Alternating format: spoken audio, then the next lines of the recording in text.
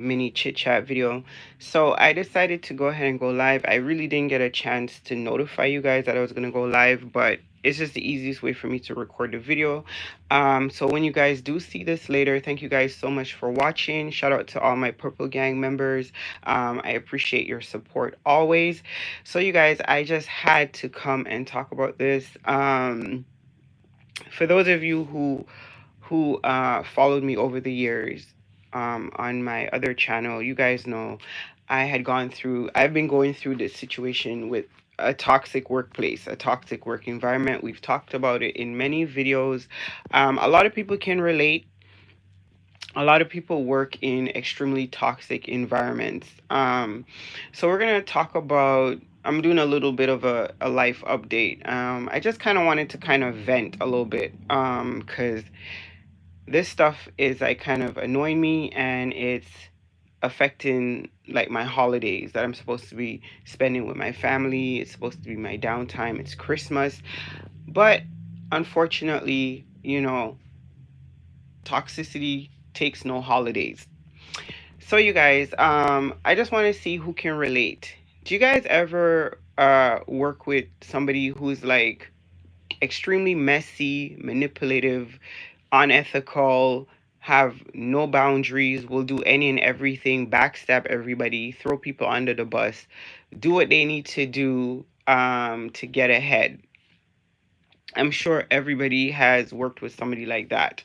So we're gonna go ahead. I'm not gonna use real names, obviously. A lot of times these people are lurking on my social medias, so I'm very careful with what I say to make sure that I'm staying within the code of conduct for my place of employment. So you guys know I'm an entrepreneur, but I also work a 9 to 5, a traditional 9 to 5. Well, not a traditional. It's kind of like what do you call it? Like a hybrid work schedule. So I'm off certain days and I work certain days. So that's been my life like for the last 8 years.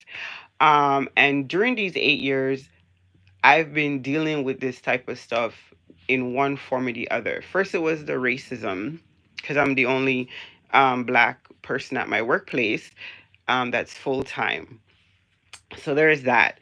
I've been dealing with the retaliatory fallout from having to report people and go through the process. If you've been through these type of things, then it's a process.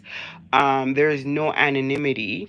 There's supposed to be anonymity, but there is no anonymity. So usually the people you report, they find out that you reported them, so then you have to deal with their retaliatory pettiness. They've been doing so many things over these 8 years to you know get me fired, to cause problems, to do this and this and that, and it's just nonstop, nonstop, nonstop, nonstop. There'll be cool off periods. People move on, people get promoted, people get fired, whatever the case may be, but it always picks up again. Like it's a constant hamster wheel. Because when you're known as somebody who is ethical, who follows the rules, who will report you if you break those rules, you're never going to have a lot of friends in the workplace. Um, and that's fine. Like, if you're a person who's ethical, like myself, then you're okay with that. I'm okay with that because I don't go to work to be friends with people anyway. I go to work to work. So that never bothered me. So here we are again. It's the end of 2024. We're going into 2025 and it's picking up again. There's an individual that I work with who is always in some type of drama, whether it's they're sleeping with the people at the workplace, or they're being accused of doing things that they're not supposed to be doing. They're crossing all type of ethical lines, right?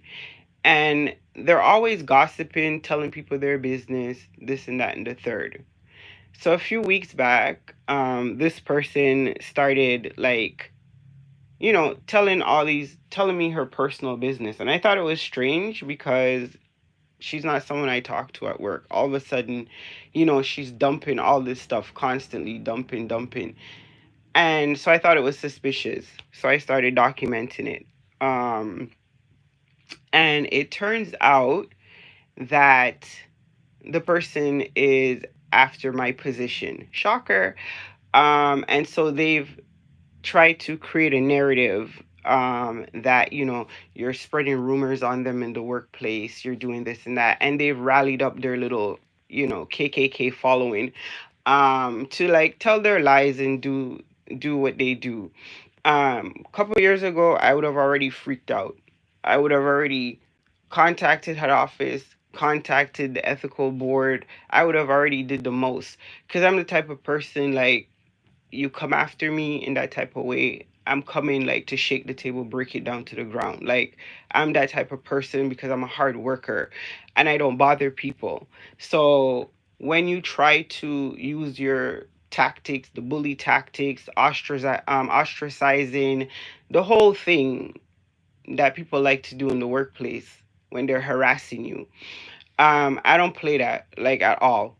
It was cute maybe 6 years ago, but it's been 8 years and I'm not having it. So I started documenting everything and I just started noticing a change in the coworkers that I work with on a day-to-day basis, which was the red flag. It let me know right away what was going on. So basically, everything the person has been telling me for weeks and weeks and weeks has all been like a lie. Nobody was like spreading rumors on them. Nobody was saying this or saying that. It was all a lie. So basically, they were telling me information to see if I would go and tell other people. Um, and that's not what I do. Like, I don't gossip in the workplace. I don't do that. I'll be more quick to report you than I am to gossip about you. So that's not my style. So now there's like a narrative floating around, and I'm just kind of like, it's annoying me because I want to immediately react. I want to immediately defend myself, but I'm trying to be smart about it. I'm trying to be on the offensive. So I just started documenting everything, and I'm just kind of waiting for the day when they pull the trigger. So then I'll also be ready. So the reason this is so stressful, this would be a normal procedure if I worked at a normal workplace, but it's not a normal workplace. It's a workplace. They don't celebrate Black History Month. There's no black people working there. So you already know the environment is just not conducive to be on your side. So you always have to document everything, timestamp everything, have all your ducks in a row because they lie and they lie profusely. So this is just kind of just annoyed and stressed me out. And I said, you know what? Let me just go live and talk to my peoples because I know that so many people work in these toxic environments, especially when you're the only black person on staff or you're one of the few sprinklings of black people that work at your company. It's always a constant. And I heard somebody talk about this before on YouTube. I watched a video about this where the girl was saying, like, it's so hard to be an introvert at work when you're black. Like, people always want to misconstrue that as you have an attitude, you don't work well with others, you're standoffish, you're this, you're that. No, you don't want to talk. You want to come in and focus on your work. You're not here for a social, it's not a social or emotional place for you, it's work. And some people have a really hard time. Like, I live in a small town, it's all white people here. Um, and everybody knows everybody. Either they all went to school together, they have all these external relationships outside of work. So when they're at work, it's kind of like it's just a hangout for them. For me, it's just work, right? And people have a hard time accepting my boundaries. So I always struggle with that when you just want to be left alone to do your job. And it's a constant. I remember somebody, she's not, this person no longer works with us. She's somebody I had to report. I remember she would always ask me about these, she would always want me to do these Medea lines from these like Tyler Perry movies. And I'm always like, are you okay? Like, I'm not your puppet, your punchline. I'm not none of that. Like, I'm not here to do any performances. Like, what am I? This is not the circus, that I'm not nobody's monkey. Like, are you okay? It escalated to, I remember they would always like, if something happened like in the news, like there was a shooting or something happened, they would say, "Oh, did you hear about or did you know that guy?" And I'm just like, why would I know the person just because he's black? Doesn't mean I know him. Like, just these little ignorant, like ridiculous things I had to put up with day in, day out, right? And it was always like, I always wanted to say, like, well, I did say it one time, because I'd had enough. And I'm just like, do I come to you and ask you if you know like where the missing little white girl on the TV is? Do I ask you like, do you know which pedophile took her? Because statistics show that your ethnicity is more prone to kidnapping children. Like, like make it make sense. These like ridiculous stereotypes that they try to like force onto me. It was just, it got to the point where it was just so ridiculous. See, this is Canada, so it's a little bit different. In America, you have more ways to combat this type of racism, this type of harassment in the workplace. Over here, there is no NAACP, there is nobody to call, there is no none of that. It's very passive aggressive. The racism is very passive aggressive. So it's never outright. It's always slick comments or, attacking you administratively, like messing with your time off, um, denying your vacation, making up lies on your employment record, writing you up for false things, and getting other people to co-conspire to lie on you. Um, Essentially trying to get you terminated. That's more of how it comes across, right? Um, so I'll give you a perfect example. Um, so Sundays and Mondays, I don't work. Those are that's my day off. And it has been for the last 8 years. My schedule is pretty repetitive. I don't even check the schedule because I know my schedule by heart. It's like I said, been the same for the last 8 years. All of a sudden, I'm scheduled on a Sunday. I'm not just on a Sunday. It's like in the morning, super, super, super early, and I don't work days. That's another thing. So it's my day off. It's not within my availability, and I'm on vacation. So how do you mess that up? So of course, I don't play about my time off. I don't play about my vacation. I don't play about my personal time. So of course I had to address it, right? But of course I documented it.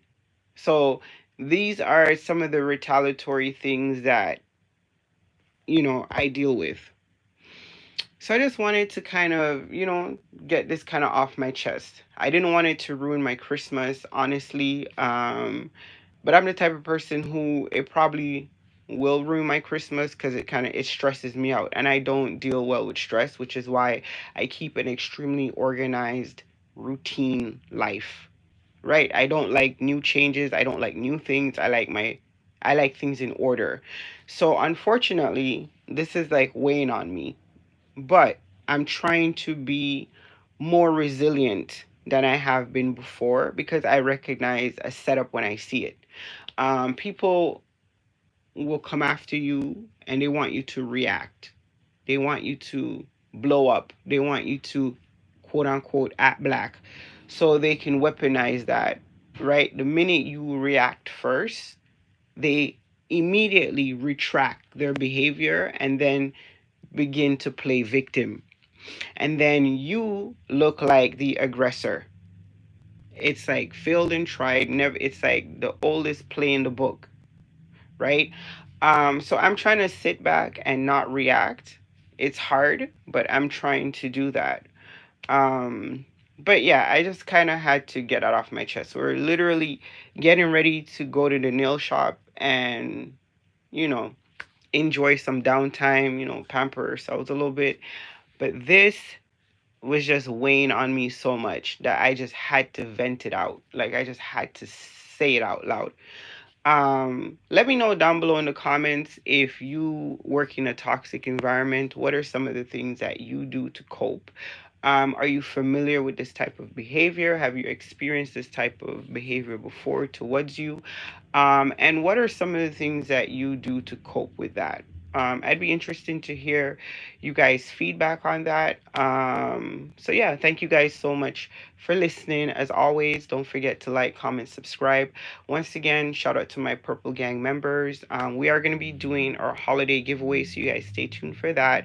I did see in the comments under the last Vlogmas video, you guys are requesting a perfume giveaway, so we are going to get into that. Stay tuned for that. That's going to be super fun.